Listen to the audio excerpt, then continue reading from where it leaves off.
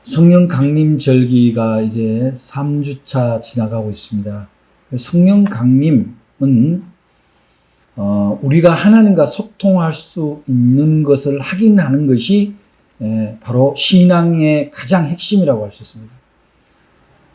다른 종교하고 다르게 우리 기독교는 기본적으로 하나님과의 교제를 전제로 합니다. 교제는 어쩌다 한번 자기가 필요할 때 한번 연락하는 것은 교제라고 하지 않아요. 그거는 필요에 의해서만 부르는 거죠. 우리의 신앙이라는 것이 일주일에 한번 하나님한테 가서 뭘 달라고 해야지 그런 것으로 해서 하나님과 교제한다. 그런 것이 아닙니다. 우리의 신앙은 우리가 호흡할 때마다 우리와 함께하는 하나님, 그 주님을 만나는 일이 우리의 신앙입니다. 그것은 우리에게 무엇을 줄 거냐 하고는 좀 다른 차원이에요. 많은 사람들이 오해를 하고 있어요. 신앙생활을 잘하면 내가 원하는 것을 이루어 주시고 소망을 들어주시는 하나님, 그 하나님을 믿는 나의 소원이 성취되도록 돕는 하나님. 물론 아주 틀린 건 아닙니다. 그러나 그 소원이 무엇이냐에 따라서 우리는 들어주는 하나님과 들어주지 않는 하나님을 만날 수 있습니다. 그런데 나의 소원을 들어준다고 해서 그분이 진정한 하나님이시고 나의 소원을 들어주지 않는다고 해서 그분은 진정한 하나님이 아니다 라고 할 수 없지 않습니까? 그러면 이제 하나님이 예수 그리스도를 이 땅에 보내신 이유는 무엇고, 예수님이 이 땅에 오셔서 공생애를 하시고 진리를 선포하시고 사람들을 구원하시며 그리고 십자가의 희생을 당하신 이후에 다시 3일 후에 부활하셔서 이 땅에 부활의 삶을 보여주시고 승천하실 때 내가 이제 너희에게 내 아버지의 영 성령님을 보낼 텐데 너희들은 성령님이 임할 때까지 기다려라 라고 말씀하신 그 의미를 우리가 깨닫고 있어야, 그 진리를 깨닫고 있어야 우리의 신앙이 온전하게 가느냐, 다른 종교와 유사 종교로서 그냥 나의 기복으로 가느냐 판가름이 나는 거예요. 그래서 오늘은 내 인생에 성령의 역사가 있냐 없냐 이것을 점검하고 앞으로 내 인생에 성령님이 역사를 하시려면 무엇이 필요하고 어떤 과정이 필요한가, 이것을 우리는 성경과 또한 우리보다 믿음을 먼저 가지고 행하신 믿음의 선배들, 선지들을 통해서 우리가 그 과정을 한번 알아볼 필요가 있습니다. 그래서 그 과정을 알아보면 내게 하나님의 영이 어떻게 임재하고 그 하나님의 영은 나를 어떻게 인도하시고 나의 인생을 복되게 하실 건가, 그것을 우리가 깨달을 수 있기 때문입니다. 여기 열었습니다. 이게 뭐냐면은 이 그림이 바로 17세기의 화가였던 카라즈 호바가 그린 성 마태를 부르시다, 그런 제목의 그림입니다. 여기 잘 보면 지금 빛이 쫙 비칩니다. 비치고 예수님 뒤에 저기에 있는 사람이 누구냐? 바로 베드로예요. 베드로. 근데 여러분 지금 잘 보일지 모르겠습니다만은 저 베드로가 표정이 보면은 굉장히 초췌합니다. 그리고 약간 뒤쪽이에요. 근데 마태 쪽으로 빛이 비춰지는 것을 우리가 볼 수 있습니다. 이 작가는 빛을 통해서 예수님의 부르심을 상징하고 있는 거예요. 말하자면은 마태가 직업이 세관입니다. 세리. 세무 공무원이에요. 식민지 이스라엘, 로마의 식민지였던 이스라엘의 세리가 하는 일은 세금을 걷어서 로마 정부에 바치고 나머지 일부를 이스라엘 식민지 정부에 바치고 나머지를 지네들 급여로 가져갑니다. 그래서 이스라엘 다른 백성들은 저 세리들에 대해서 다 민족의 반역자고 백성의 피를 빨아먹는 죄인으로 보고 있는 거예요. 근데 예수님이 세리 마태를 불러오신 거예요. 베드로 이렇게 저 그림을 자세히 보면 옷매무새가 보면은 진짜 거지 같은 옷매무새예요. 달동네. 가난한 달동네. 그리고 예수님도 옷차림이 그렇게 다른 제사장들이나 그런 사람들처럼 그렇게 화려하지 않습니다. 남루하기 짝이 없죠. 나이는 30대. 갓 30살 된 청년이죠. 베드로가 예수님보다 나이 더 많아요. 그런데 저 남루한 청년 두 사람이 왔는데 마태를 부릅니다. 마태를 부를 때 좀 쭈삣쭈삣하면서 옆에 갖고 야 마태야 너 나하고 같이 갈래? 이렇게 부른 게 아니에요. 예수님은 마태를 부를 때 나를 따라오너라 분명하게 얘기하시는 거예요. 여러분, 우리가 주님을 만나는 첫 번째 단계, 성령님이 나한테 임하는 첫 번째 단계는 나를 따라오너라는 그 음성을 들었음에도 불구하고 안 따라오면 안 되는 거죠. 마태가 어쩌면은 자기가 영적으로는 굉장히 궁핍했을 거예요. 내가 이스라엘 백성인데 자기 동족으로부터 비난받는 그런 직업을 가지고 살아갈 때 돈은 벌 수 있을지 몰라도 여러 가지 그 영혼이 공고했을 거예요. 그랬을 때 그가 주님이 마태야 나를 따라오너라 라고 불렀을 때 그때 그는 하나님의 음성으로 예수님의 부르심을 받아들였다는 거예요. 여러분 생각해 보세요. 상상해 보세요. 우리 교회 작은 교회입니다. 제가 어디 가서 우리 교회 나오세요. 그러면은 제가 얘기하는 거 하고 아주 큰 교회 목사님이 아주 음성도 아주 그냥 중후한 음성으로 하는 거하고 아마 무게감이 틀릴 거예요. 그런데 이렇게 남루한 청년이 와서 나를 따라오라 그럴 때 그에게는 그가 감당할 수 없는, 그가 다 헤아릴 수 없는 믿음이 그 안에 들어온 거예요. 다르게 얘기하면 이미 성령님이 먼저 선제 은총으로 그에게 임한 거예요. 이것이 말하자면 예정론에 대한 새로운 해석입니다. 교회 나와라! 예수 믿자! 예수 믿고 구원받자! 라고 얘기할 때 무슨 소리인지 모르겠다. 나 바쁘다. 라고 하는 사람은 자신에게 임재한 하나님의 영의 소리를 못 듣는 거예요. 뭘 봅니까? 육안으로 보이는 그 사람. 니나 잘 살아. 그 육안에 밖에 없기 때문에 그는 은총을 받기가 어려운 거예요. 아, 저 사람이 얘기하는 예수, 하나님,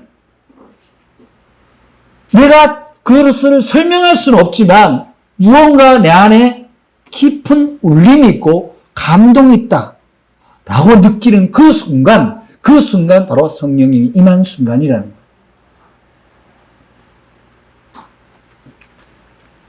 베드로의 저 표정, 저 남루한 옷차림, 저 초췌한 모양이 주는 메시지가 있습니다. 보이는 걸로 판단하지 마라. 무엇을 판단해요? 지금 우리의 영, 내 영이 권고하지 않느냐, 이 점에 주목해야 된다는 거예요. 오늘 제가 아침에 예배를 준비하면서 잠깐 기도를 하나 썼어요.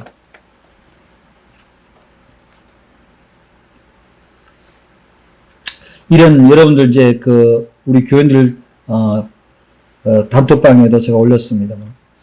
아무도 날 좋아하지 않아. 아무도 날 인정하지 않아. 자신을 탓하지 마라. 생명을 위해 생명을 내어놓으신 그를 대부분 믿지 않았고 그를 대부분 인정하지 않았지만 십자가 고통을 기꺼이 감내하신 예수. 그는 자신이 겪은 고통, 외로움, 슬픔, 상실감을 더는 자신의 벗들에게 주지 않기 위해 오늘도 당신의 영 보혜사 성령을 우리에게 보내주셨다. 믿음으로 그의 영을 받아들이자.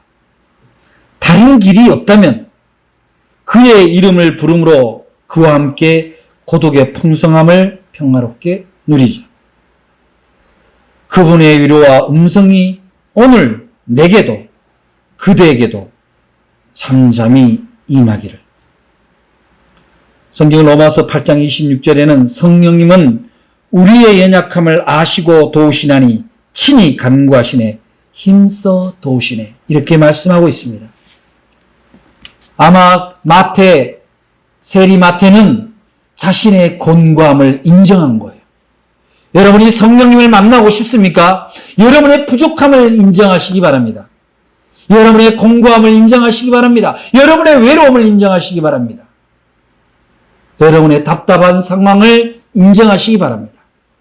그리고 여러분의 마음의 길, 여러분의 영혼의 길을 주님 앞으로 내어놓으시기 바랍니다. 그러면 주님은 우리를 부르십니다.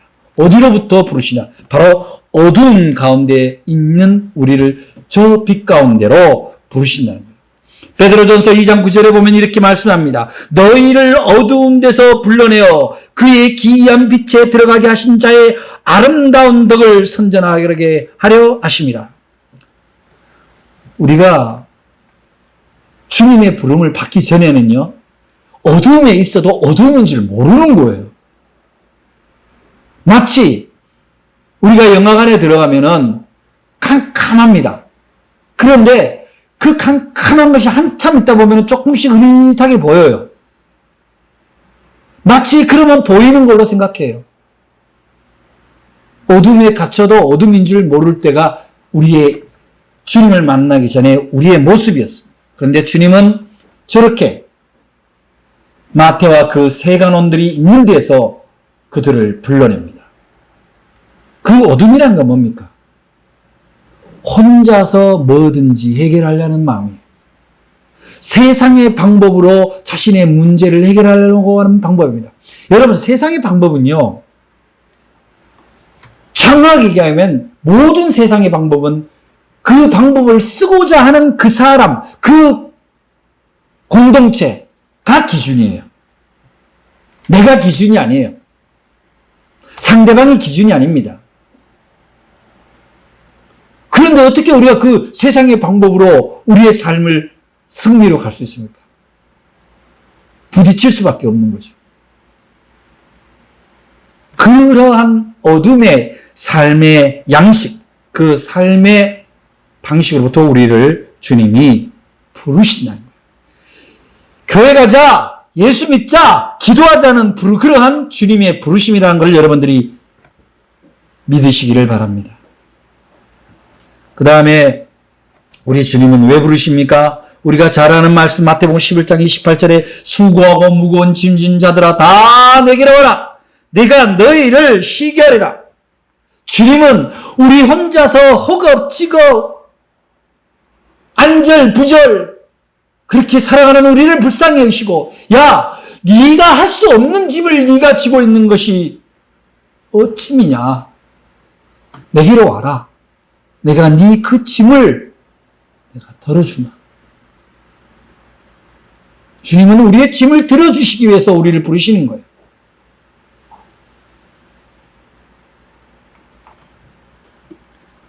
가끔씩 그런 사람이 있어요. 이렇게 어떤 친절을 베푸는데, 야, 제가 좀 들어줄게요. 혹은 제가 태워다 줄게요. 혹은 내가 뭘 해드릴게요. 하면, 아유, 귀찮다고. 아니, 내가 한다고. 아유, 괜찮다고. 물론, 다른 사람한테 신세 지기 싫어서, 미안해서 그런 것도 있겠지만, 자신이 해달라고 하지 않았고, 그분이 친절을 베풀면, 가끔씩 친절을 우리가 감사함으로 받는 것도 겸손한 사람이에요. 제가 좀 도와드릴까요? 내가 좀 어떻게 해드릴까요? 라고 할 때 아니에요, 괜찮아요, 내가 알아서 할게요. 이것이 마치 대단히 자신의 존재가 강한 것처럼 보이지만 물론 그래야 될 때도 있겠죠. 그런데 여러분, 힘들 때는, 필요할 때는 다른 사람의 도움을 감사함으로 받는 것도 지혜예요. 하물며 모든 것을 아시고 모든 것을 하실 수 있는 하나님께 자신을 의지하지 않는다는 것. 그렇게 하기 위해서 주님이 우리를 부르시는데, 오늘도 부르시는데 그 자리로 오지 않는 거, 그건 교만 아니고 뭡니까? 그건 자만 아니고 뭐겠어요? 주님은 우리의 짐을 덜어드리기 위해서 우리를 부르시는 거예요. 주님의 그 덜어드리고자 하는, 우리의 짐을 덜어주고자 하는 그 부르심에 대해서 내가 응답하는 것, 거기에 대해서 반응하는 것이 바로 우리가 성령님을 받는 단계다. 그래서 우리의 거듭남이라는 것은 우리의 삶의 방식이 바뀌었다라는 것을 나타냅니다. 어떻게? 우리는 이제 주님의 뜻에 따라서, 말씀에 따라서 우리의 삶이 표준이 바뀌었다. 기준이 바뀌었다. 우리의 삶의 길이 세상에서 알려주는 방식이 아니라 성경의 주님의 진리의 말씀을 따라서 바뀌어진 상태. 그것이 유일한 방법이라고 믿는, 그것이 바로 거듭난 상태입니다. 거듭난 사람은 어떤 사람입니까? 육신의 욕망을 쫓아서 사는 사람이 아닙니다. 요한복음 3장 6절에 보면은 육으로 난 것은 육이요 영으로 난 것은 영이니, 거듭난 사람들의 방식은 바로 육적인 방식에서 영적인 방식으로 열리는 겁니다. 내 눈에, 육의 눈에 보이는 대로 살아가는 것이 아니라 하나님의 눈, 영의 눈으로 세상을 바라보는 사람입니다. 그것을 통해서 다른 사람을 주님의 눈으로, 예수님의 눈으로, 성령의 눈으로 바라봄으로 말미암아 긍휼심이 생기고 이해심이 생기며 깊이가 달라지는 상태. 그렇게 함으로 기다릴 줄 알고 배려할 줄 알며 나눌 줄 아는 그런 삶의 방식이 바뀌어지는 거예요. 거듭나는 것은 무슨 우리가 인문학 강의 들어서 무슨 지식이 깨달아지는 상태하고는 다른 부분이에요. 제가 누차 얘기하지만 인문학 강의 필요합니다. 그러나 나는 인문학 강의만 듣고 변화된 사람을 별로 보지를 못했어요. 기만 달죠. 어떤 지식의 정보가 자기한테 들어와서 이걸 어디다 어떻게 써먹을까가 대부분입니다. 무엇이 돼야 됩니까? 진정한 깨달음은 삶으로 표현돼야 됩니다. 제가 지금 준비하고 있는 것이 있는데, 말씀이 육신이 되어, 이 주제로 제가 지금 신학적인 연구와 설교적인 준비를 제가 지속적으로 하고 있습니다. 그건 무슨 얘기입니까?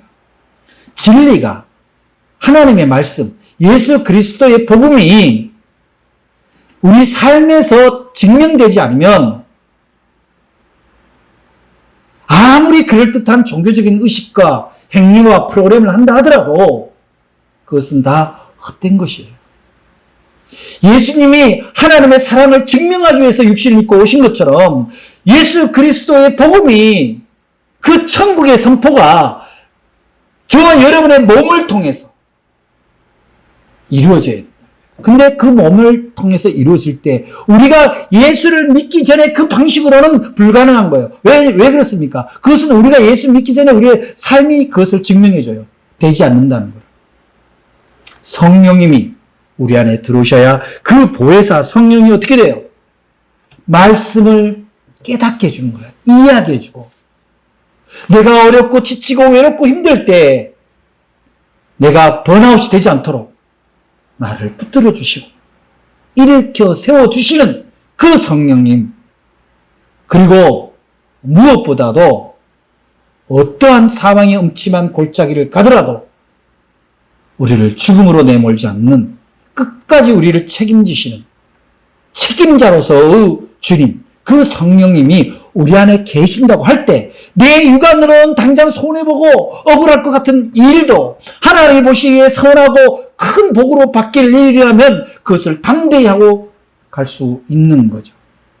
그렇게 성령을 받아서 거듭난 사람은 그 다음에 어떤 단계로 갑니까? 사명의 단계로 갑니다. 주님이 행하셨던 천국의 복음을 증거하고 그 천국을 이루는 데 쓰임받기 위해서 자신을 내어놓는 사람입니다. 그것을 우리는 십자가의 길이라고 합니다. 우리가 십자가의 길, 그러면 고난의 길, 힘든 길, 막 좁은 길, 너무 그렇게만 생각하는데 십자가의 길은요, 생명을 위해서 생명을 내어놓는 길이에요. 즉, 살림의 길이다, 이 말이에요. 너무 순환에만 초점을 맞추지 말고, 거룩한 일에다가 초점을 맞춰요. 그게 사명의 길입니다. 거듭난 사람, 예수 믿는 사람은 그 사명으로부터 자기 인생의 기쁨을 발견합니다. 근데 하나님은요, 여러분의 사명을 위해서 여러분이 성령님을 만나고 또 성령을 인하여 여러분의 삶의 방식, 여러분의 성품이 거듭나게 되면은 여러분의 사명을 보여줘요. 뭘로 보여주냐면 여러분이 갖고 있는 걸로 보여주는 거예요. 여러분이 갖고 있는 게 뭐가 있겠어요? 나는 뭘 만들기를 잘해. 나는 가르치기를 잘해. 나는 봉사를 잘해. 나는 그림을 잘 그려. 나는 음악을 잘해. 나는 축구를 잘해. 나는 글을 잘 써. 뭐 잘 쓴다고 자랑하는 게 아니라 거기에 소질이 있어. 그게 재밌어. 그게 즐거워. 그걸 하면 힘이 나. 그런 사람들을 그 은사를 통해서 하나님의 사명을 주신다는 거죠. 여러분의 담임 목사가 사람들한테서 문학을 통해서 문학과 신앙을 통해서 나눔을 하고 있는 것처럼 여러분들도 여러분이 갖고 있는 걸로 충분히 사명을 감당하는 거예요. 뭐 사명 그러면 꼭 오지에 선교사로 가야 됩니까? 그렇지 않아요. 꼭 사명이 있으면 다 전도사가 되고 목사가 돼야 됩니까? 그렇지 않습니다. 여러분의 삶의 자리에서 여러분이 갖고 있는 것, 여러분이 하면 잘할 수 있는 걸로 하나님의 영광을 나타내는 것이 바로 사명입니다. 물질이 있으면 물질로, 건강이 있으면 건강으로, 시간이 있으면 시간으로. 그걸로 주님의 나라의 모습을, 천국의 모습을 보여주는 거예요. 천국의 모습은 뭡니까? 바로 사랑이 있는 곳이에요. 평화가 있는 곳이에요. 옳고 그름이 분명한 거예요. 이기적이지 않는 겁니다. 그것을 위해서 내가 가진 것, 하나님이 나한테 허락한 은사, 성품의 은사, 재능의 은사를 쓰는 거죠. 내가 굶어가면서 쓰라는 거 아니에요. 너의 필요와 함께 이웃의 필요도 함께 나누라는 거죠. 그러면 주님이 채워주시는 거예요. 사명을 받았다는 거는요, 보내심을 보는 거예요. 보낼 사자예요. 여러분은 이제 성령의 부르심, 주님의 부르심으로 아멘으로 해서 오늘 예배에 함께 드리고 또한 성령님을 통해서 거듭난 사람, 여러분의 성품과 여러분의 삶의 방식이 컨버전, 변환된 사람, 그 사람이라면 이제는 그러한 모습이 세상의 삶 속에서 교회 안에서뿐만 아니라 교회 밖에서 오히려 여러분의 거듭난 모습, 성령님이 역사하는 모습이 증명되어야 됩니다. 그것은 성경을 줄줄 외우고 마치 방언을 여러 사람이 있는 데서 해야 되는 그런 종교적인 형태를 얘기하는 게 아니에요. 여러분의 삶이 조건 없이 사랑했던 예수님처럼 좀 더 다른 사람을 배려하고 좀 더 나눌 수 있으며 좀 더 하나님 얘기를 많이 해주는 그런 기도의 사람, 복음을 전하는 사람, 그리고 그 복음이 삶으로 증명되는 사람, 그런 사람이 되는 사람이 어떤 사람입니까? 그 사람 안에 성령이 있다. 성령이 충만한 사람이다. 그렇게 설명이 되는 거예요. 방언의 은사 중요합니다. 기도의 은사 중요합니다. 그러나 그러한 은사가 삶 속에서 증명되지 않으면, 다른 사람에게서 예수의 사랑이 선포되지 않으면, 나타나지 않으면 그것은 그냥 일개적인 종교 행위에 불과하다. 이제 성령님이 여러분 인생 안에서 여러분을 끌어가기를, 그래서 여러분의 인생이 빛나기를, 그래서 여러분의 빛나는 인생이 다른 사람에게도 예수의 빛이 전달되기를 주의 이름으로 축원합니다. 이제부터는 여러분을 기도 가운데 여러분이 성령의 사람인 것을 보여달라고 날마다 하나님께 간구하고 그렇게 응답된 기도를 가지고 세상 속에서 평화를 나누고 사랑을 나누는 주님의 사람들 다 되기를 주의 이름으로 축원합니다. 기도하겠습니다. 사랑의 하나님 감사합니다. 저희들을 성령의 사람으로 만들기 위하여 오늘 성령님이 우리를 어떻게 부르시며 거듭나게 하시며 쓰시는지를 깨닫게 되었습니다. 이 깨달음을 따라 성령의 역사를 내 인생에서 그대로 경험하는 복된 저희들 다 되게 주시옵소서. 예수 그리스도 이름으로 기도드립니다. 아멘.